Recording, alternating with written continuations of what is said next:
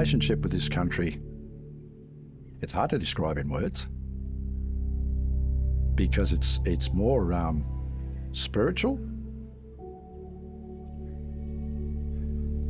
If I'm not on Wurundjeri country, I feel lost. This has become my life's work. Every time I do something and I think it's not enough, this land rewards me. My job as an elder is to pass on the knowledge of how our ancestors managed country so that future generations will know and understand their responsibilities to continue to keep this place beautiful.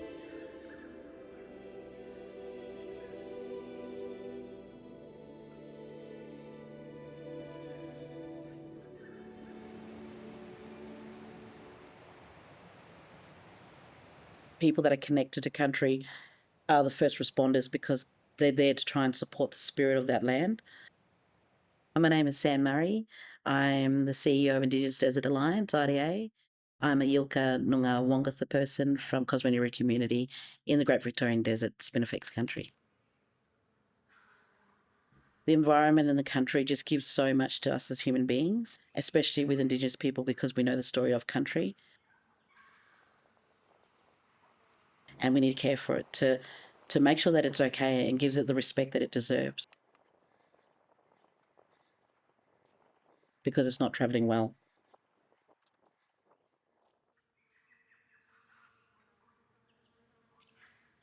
My name is Uncle Dave Wandin. I belong to the Wurundjeri Woiwurrung mob. I work at Corrandirk as the current property manager and director, but my focus is, of course, managing the 2 waterways for all the animals, birds, reptiles that do still exist on this property. The modern world quite often refers to our knowledge not having a place anymore because we've advanced as humankind, with technology and engineering and all those kind of things. But the reality is for me and for most Aboriginal people, those old ways still have relativity today. And in actual fact, even more relativity as we come into this climate change crisis that the whole world is facing. And the reality is climate change is not new, and especially not new for Aboriginal people, being the longest living culture. And the way that we survived the previous climate changes was understanding that this was more than just a threat. It was an opportunity to learn and to adapt. If you've got the biggest library in the world that has the biggest history of knowledge, and particularly around climate change events, why wouldn't we look to it? And yet we have all this mob with all this oral history, all these stories and yarns around the way in which climate's moved and transformed right across Australia and all the different nuances around that we have to learn from. And yet often mob don't get invited in the room or get the chance to have those yarns. So for me, that's an invitation. So I'm Josh Gilbert, I'm a Warramai man. My work is to try and bring the Indigenous story back into Western agricultural systems. Mob have been dealing with climate change for forever, and obviously have been able to deal with large climate events as well in the past 60,000 years. So I think there's a lot of that narrative that we need to explore and uncover. It's not just a one-off event. This is a culmination of events that are cascading over time. So climate change is impacting everything that we do.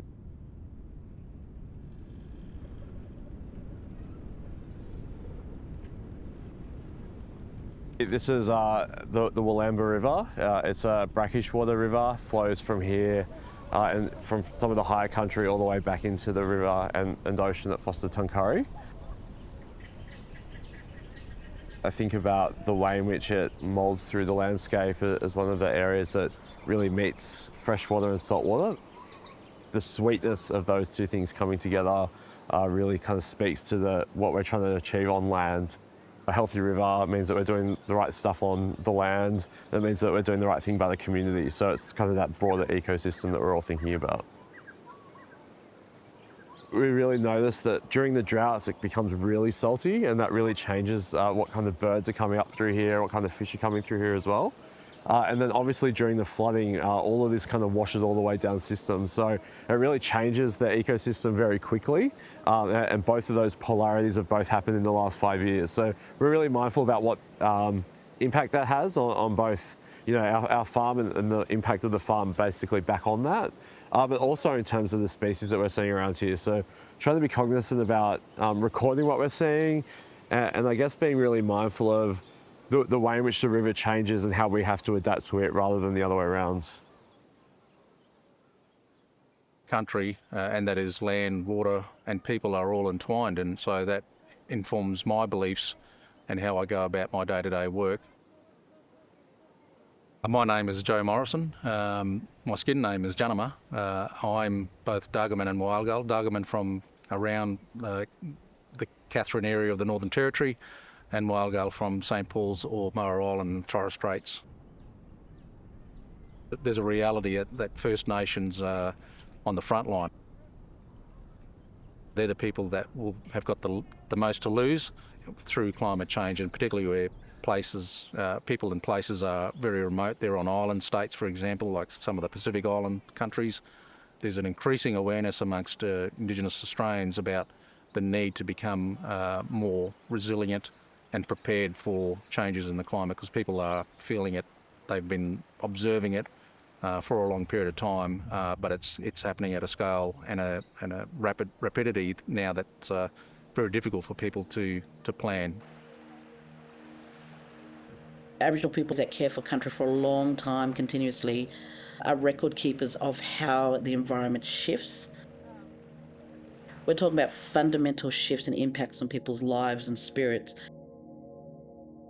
So it's much more noticeable as opposed to someone in a city going, look, I've had to pay an extra $20 a year in my power bill. But then you're talking about remote people who are seeing, sacred sites destroyed by camels, or they can't no longer go hunting in a certain direction because buffer grass have taken over and there's no game out there. So you need the people that are actually on the front lines fighting this, that are actually adapting country, and they're trying to keep these animals and threatened species alive for all of Australia, not just for one tribe or one community.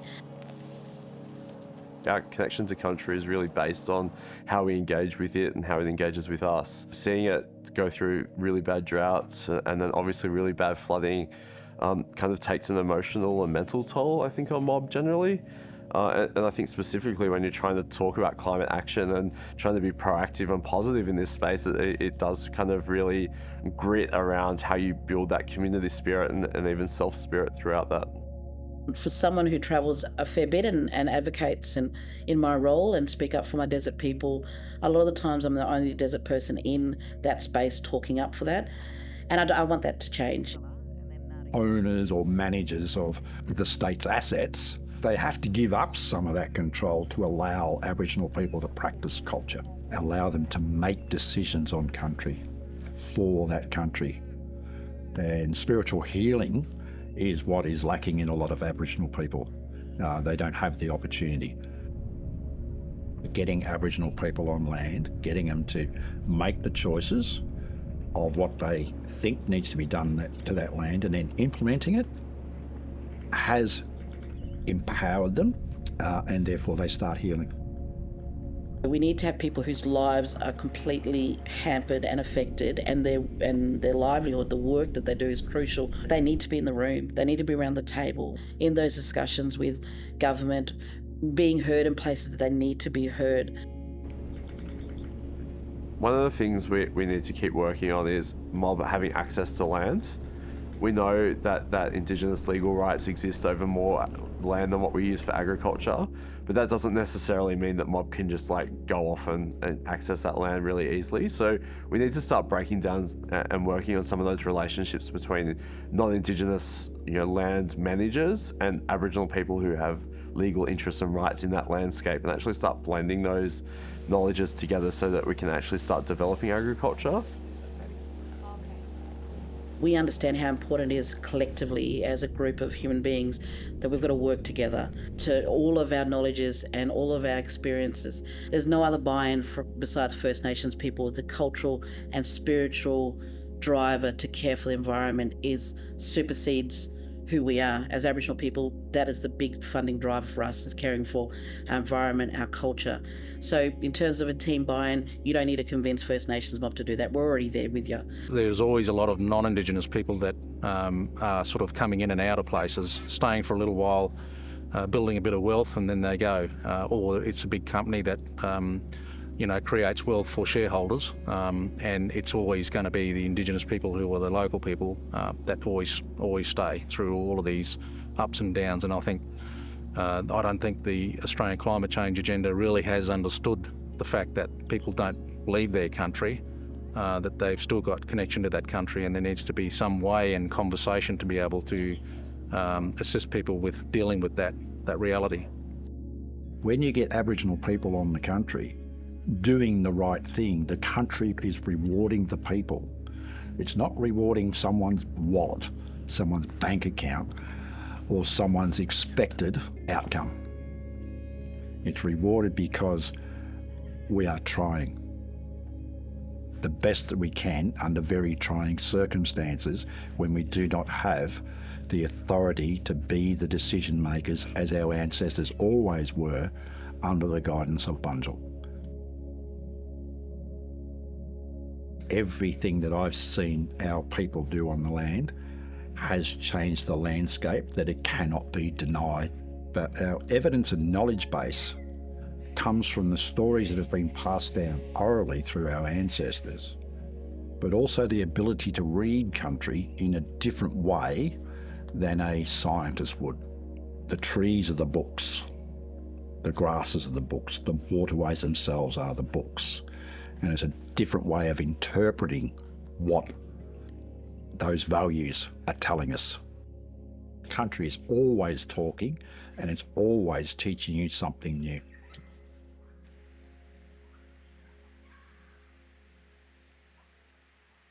Behind me is what I call the oldest tree on this property, but it holds special significance because to me it speaks of the resilience of nature itself, but it also speaks to the resilience of our people that lived here at Corranderk. When I look at this tree, when it was fully standing and understanding its history, that it got burnt in 2009, and I seen the flames shooting out of the top of the tree. But when I looked even deeper into the history and found out that this tree actually burnt, as did many others, back in the 1963 fires or 1962. It had the top snapped out of it in one of the storms. But if you look at it up the top there, it's only a skinny trunk now, but it's still growing. And yet there's nothing really holding it on the ground. The resilience of this tree, the majesticness of it when it was standing. Of course, we can see on the left over here how it's gone down across the track here, and this is one big slab hanging down. It would actually make a perfect canoe if we had more water in the creek. At the moment it'd be too heavy to shift. It's going to be here for many years and still hold the stories of today and yesterday, but also stories of the future as well.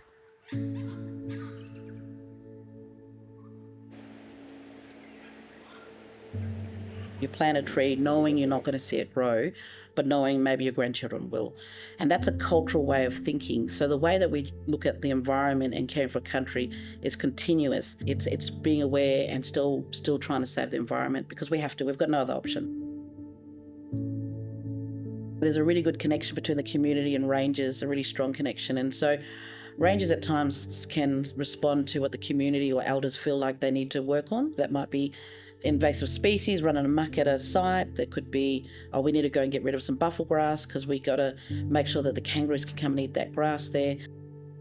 So it's this lifetime connection and yarning between the community and the rangers. You see rangers actually not only care for country, but work towards holding the stories of the country because it's under threat. The work that we do, we're very proud of it. Like, we know the world's shifting, it's changing, we see it with our own eyes, but I don't think you'd find a more positive, committed, passionate group of people that they see the physical changes, but they'll go there every day, non-stop. The Ranger program is an amazing thing in Australia. Something about the uniform, like wearing the uniform, going together with your brothers and your sisters. You've got some committed, passionate, dedicated, expertise, knowledge holders out there looking after the environment, not just for their mob or their community, but for the whole of Australia. A few little things have been happening here that make me excited. So we've had echidnas here for the first time. We've got some big sea eagles that have come back, and I think that for me is really fascinating as well, how we support them. We get a lot more fish coming up the stream now, and we've had dolphins and sharks kind of come up in this area as well. So I think a real complement of some of the work that we're trying to do here on land, because we know it informs the river system as well. 10 years ago, when I was talking about climate change events, these were really triggering for agriculture. I was getting a series of threats, a lot of critics on social media and even direct to my email inbox, threatening me about talking about climate change and its impacts in farming. Despite all of that, leading the climate change motion that I did and being able to actually say that farmers wanted to talk about these issues actually really has changed the agricultural narrative around climate change. So I'm looking now at an organisation, Farmers for Climate Action, that can talk about being successful over the last 10 years with a whole range of farmers talking about climate change events. And that conversation's a lot more open and progressive, which for me is really empowering.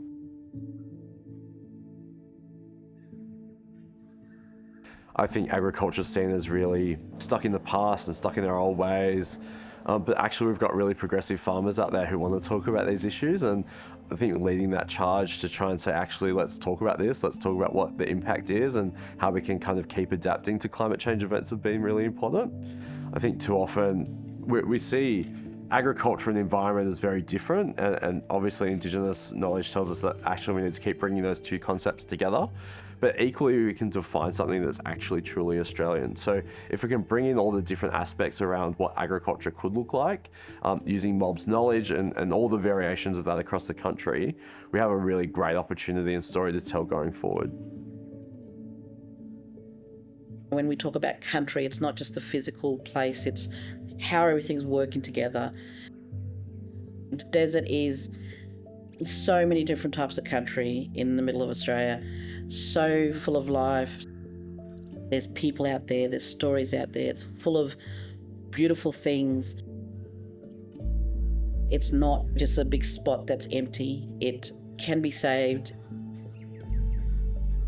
We often brand agriculture in Australia as a white guy driving a white ute with a big white hat, and we really need to challenge that rhetoric.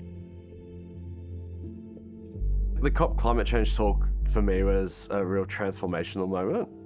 It was a time when agriculture wasn't really invited into the room, and let alone Aboriginal agriculture. So it was a real inspiring moment for me. I learned a lot from a whole range of delegates from around the world, people I still talk with, which is pretty fascinating. And I think rethinking around what our relationship is internationally and the work that we're doing at a real local level, how we actually blow that up over and look at the world at large. How do we actually get mob back on country? How do we rebuild the agricultural sector? How do we put culture back into agriculture? We need to start weaving all those stories together to actually have, agriculture in Australia that's really something we can be proud of. This knowledge is needed more than just being given back to the Aboriginal people. It needs to be given back to anybody who values our parks, our lands, our waterways, our forests, our mountains, and our beaches. Anybody who values them and cares for them, and the sharing of that knowledge and working out the balance between is how we're going to beat this climate change. The reality is, if we don't listen to what country is telling us, and that's what climate change is. Climate change is a warning for humanity to stop travelling the path that we've been on. You don't try and force the environment to do what you want to do. You need to work with it and adapt with it.